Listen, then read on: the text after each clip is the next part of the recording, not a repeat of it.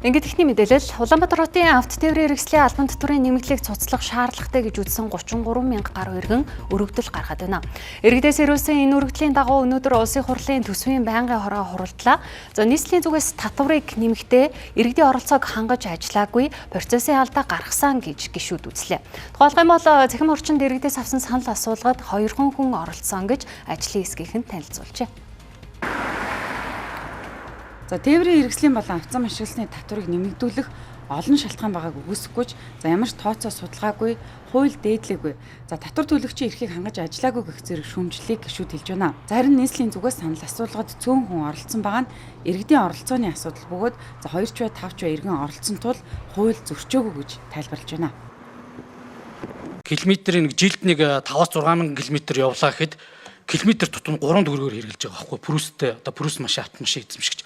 Ийм хямдхан замтай орон байхгүй шүү дээ. Тэгчээд бид энэ замын арчилгааны тэрийг сайжруулгээд байгаа учраас энийг маш одоо олон нийтэд зөв ойлгуулж бас энэ шийдвэрийн тэрээ бас танилцуулж ач холбогдол болоод энэ хэрэглэгчийн одоо төлж байгаа татварын хэрэглэгчийн төлөө явах ёстой гэдэг энэ концепцийг бас зөв ойлгуулж талаас нь бас нийслэлийн анхаараач гэдэг зөвлөгөөг би хэлэх гэж бас нийслэхээ одоо болоо.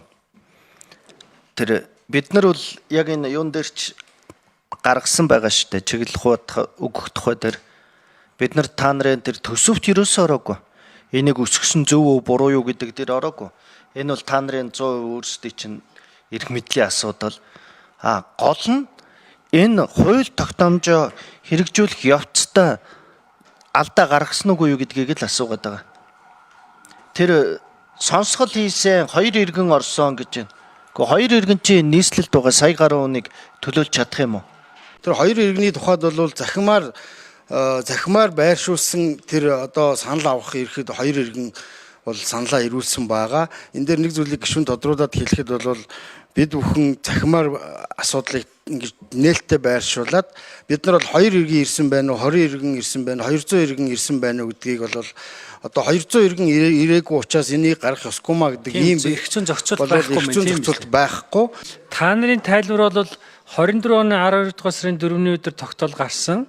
24 оны иргэдийн төлөөлсөн хурлаар төсөв батлагдахад бол энэ татварын асуудал бол тусцсан байсан гэдэг юм байна, тийм үү?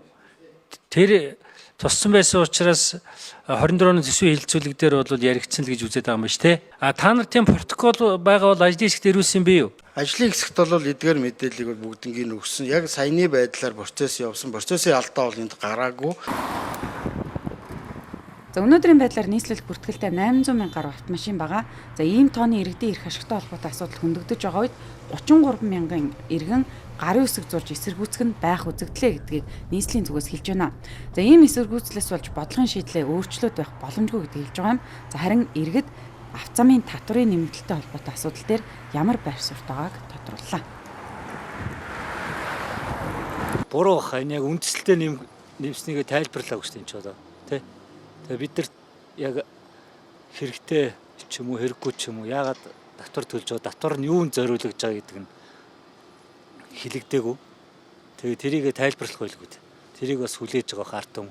Урд нь бол баг төлж байсан. Энэ жилийн татвар өндөр гэж би сонссон. Одоохондоо төлөөгүй л байна. Тэгэхдээ ер нь татвар төлөх нь зүйтэй шүү дээ. Өөрөөр хооронд баг татвар аваад төгжрөл үүсгэж замын хөдөлгөө нэг ингэж шагсалдуулж ясаас татвар өндөр авах хэрэгтэй. Тэгээ ард иргэдийн амьдрал хэцүү юм чи. Цалин мөнгө нь хаанаач хүрэхгүй байгаа. Тэгэхээр бас энэ зам дээр явж байгаа жолооч нар бас нэг бодож байгаа л үү. Би ч бас өөрөө жолооч юм булгамаар л шүү дээ. Хүмүүсийн санаагаар болдог бол би одоо яг тэрийг сайн мэдэхгүй л байна. Амар нэмэгдсэн л байлаа ч. Одоо бас өөрөө тийм машинтай юм юу болох юм байгаа харчлах гэсэн. Ард түмний амьдрал ч одоо авж байгаа цалиндаа ер нь хүрэхгүй байгаа шүү дээ. Тэгээ энэ нийгэмдээ ер нь авж байгаа нийгэмдээ цалин авж байгаа цалин баг.